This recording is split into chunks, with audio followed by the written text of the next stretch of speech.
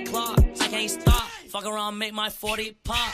Alright guys, I want to talk about the last episode of the Boruto anime, but this isn't really going to be a review, so this is not going to be 100% spoiler free. But regardless, the big thing about this episode is the fact that Naruto actually seen the Karma Seal for the first time. Now it's very similar to when he basically found out that Boruto had the Karma Seal for the first time as well, or not necessarily found out, but it was actually disclosed to the audience that Naruto knows that Boruto had a Karma Seal. If you guys don't necessarily recall, back when Boruto first got his Karma Seal, Boruto, we don't know why, but he was really trying to keep it a secret, just like how Boruto was kind of trying to keep his Idoji to a secret, but that's besides the point.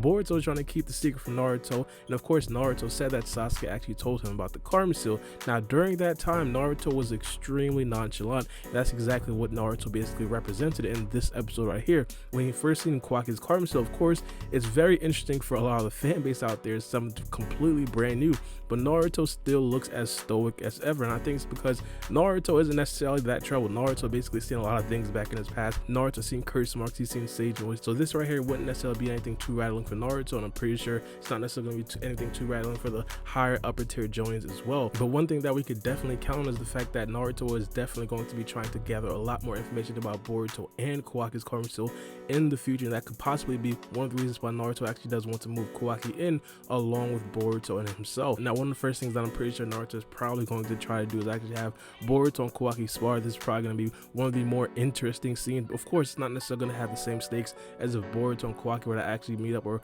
pull up in a regular setting and them two were to just actually fight. I think at this particular point we understand that Kawaki is pretty much like botting Boruto, so that right there wouldn't necessarily even be a very fair fight, but just off of the sense that now it's going to be in the sense of training and sparring, Boruto can actually learn a lot more from Kawaki, and Kawaki doesn't necessarily seem like he has 100% control of the Karma Seal, because not the last episode but 2 episodes ago he tried to activate the Karma Seal when he was actually locked up, but he really couldn't do it. But regardless, we do understand that Kawaki has a lot more knowledge of the Karma Seal than Boruto actually does have with the Karma Seal, so of course Kawaki is going to teach Boruto a lot of things, or we assume that he's going to teach him a lot of things in the Boruto manga. I'm not necessarily trying to spoil a lot of things, but we know what happened. At this particular point in the Boruto manga, there was a very controversial discussion surrounding Naruto and Kawaki. Now, it wasn't necessarily at this particular point, it was really after chapter 26, and that right there is supposed to be covered in the next couple of episodes. But regardless, it was just the overall premise of Naruto moving Kawaki in with him to live in his own house. And not just that, having Kawaki actually in the Hidden Leaf Village. A lot of you guys weren't necessarily around the Boruto community back then, but I'm telling you guys right now, people were literally trying to crucify Naruto. People were saying that Naruto should step down from the Hokage spot. People were saying that Naruto just doesn't have what it takes to be the hard and cold Hokage in situations like this. And at that particular time, it was very difficult to disagree with people who actually had that take. Right now, it might not seem like that big of a deal because a lot of people in the Boruto fan base understands what happens in the future and understands Naruto and Kawaki's relationship in the future. But as of right now, I'm telling you guys, it was a very, very difficult scene for Naruto and Naruto fans out there because he was getting absolutely crucified.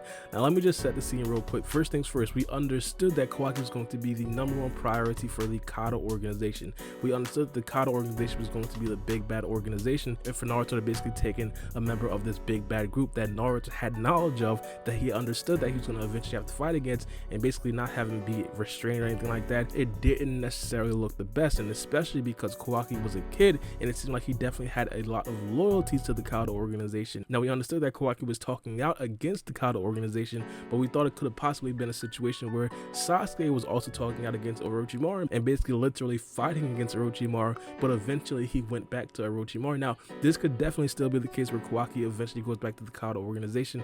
Manga wise, as of right now, we have absolutely no idea, but still at this particular point it doesn't necessarily seem like that bad of an idea, but back then it seemed absolutely insane. And another thing that actually buffered the claims of Kawaki gathering intel on the Hidden Leaf Village and relaying it back to the Kata organization was what Kashin Koji said. Kashin Koji himself basically told Delta, like, hey, we have to gather more intel and then we can go in. So at that particular point, a lot of people had the opinion that Kawaki was there to just gather intel on Naruto, gather intel on the Hidden Leaf Village, and potentially in the future basically destroy the Hidden Leaf Village, which is exactly what we've seen in the first chapter and the first episode of the Boruto anime. And in fact, at this particular point, it was a very interesting time for the character of Kashikoji as well, because we understand that there was a lot of theories swirling around Kashikoji potentially being Jiraiya. Now at that particular point, a lot of those theories are actually put to rest, because Kashikoji himself in one of the chapters said that everybody would have to bow to the power of the Kata organization and the power of Ishiki Otozuki. He didn't necessarily say it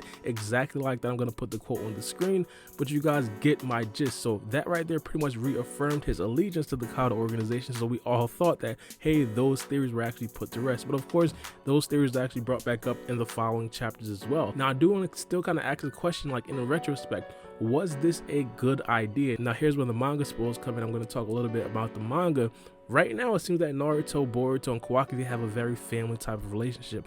Kawaki, we understand in the future, is going to eventually go against Naruto and Boruto, but the amount of information that Naruto and Boruto gather from Kawaki has been absolutely insane up until this point. And the fears that we had up until this point that Kawaki would actually relay the information that he did get from the Hidden Leaf Village back to the Kata organization, at this particular point it seems null and void, even though I will still 100% say at that particular point Naruto himself was definitely playing a dangerous game. And not only that, one of the more important things about Naruto actually taking Kawaki under the wing is the fact that Ishiki Otozuki wasn't able to actually have access to Kawaki. So of course, when the time came when Ishiki Otozuki didn't want to use Kawaki as his vessel, he himself really couldn't get to Kawaki, mainly because Naruto, Sasuke, and Boruto were in his way. And this right here is extremely important, mainly because the first time that Ishiki Otozuki himself tried to get Kawaki, he was in the vessel of Jigen, but he pulled up literally in the house of Naruto. He basically instantly teleported through Kawaki's karma seal. Now if Naruto was not right there, Ishiki Otozuki would have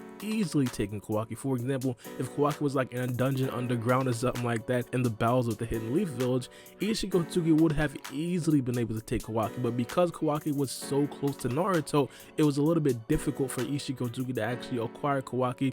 And of course, in the end, he couldn't really get Kawaki in that particular situation. So of course, I feel like at this point, it seemed like the right idea. At this particular point in the Boruto anime though, it did not seem like the right idea, and it could still completely fall apart in the future, because Kawaki in the future could definitely go back to code or something like that in the future and actually give them more intel about the Hidden Leaf Village, thus leading to the destruction of the Hidden Leaf Village. But I do want you guys to think about this in the comment section below. Give me some of your opinions about not only Naruto seeing the karma seal for the first time, but also Naruto's decision to actually live with Kawaki. But it's me, your boy Baara B, and we out.